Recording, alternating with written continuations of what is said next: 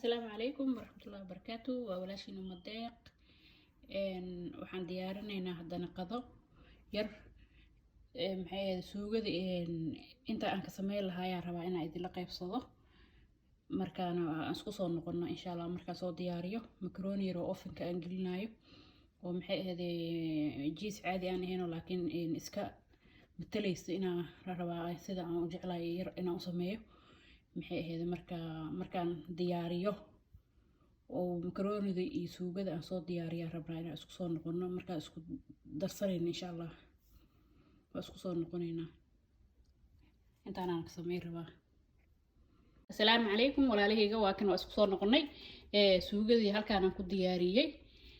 diyaar ay noo tahay qeybaan maxay ahayd macaroni halkaan ku shubaya markaas haddana jiis yar oo noocaas kan kale inta fiican aan ka jeclahay bad ilmaha kan xiiseynayo aan qayb aan dusha ka saaraya haddana suugo yar aan ku daboolaa baastada haddana kor ugu daraa haddana sidoo kale suugada iyo jiis yar aan ku daboolaa raqay waaye waxa bacdaan ku jirane suugo walba waxaan jeclahay inaan raqayga wax yar ku yara maceeyo maxay ahayd aan qaso oo intaan hadiyo aan miir aan ku daro maxay ahayd insha Allah waa isku soo noqonaynaa finalka marka taaganahay waay walaalahayga haye walaalahayga maxay ahayd saana ku soo wadaynaa waa kana maxay ahayd jiiska yar oo yelowga maxay ahayd aan jarjaray waa ku kor daray inuu batana ma rabo suugadii baastada saana iskugu radiyay inta kale intoo ii harsan inta yara ii harsan dusha ugu shubaya haddana suugada iyo jiiska noocaan ilaa oo saan baa ku soo wadaya aan ku dabooleynaa stove waa markaas maxay ahayd ovenka ii diyaarsan ii shidan ovenka markaas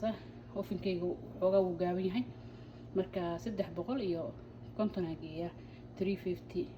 marka insha Allah waa isku soo noqon doonaa. Assalaamu calaykum walaalahayga haye walaalahayga qaaliga waa isku soo noqonay waa noo diyaar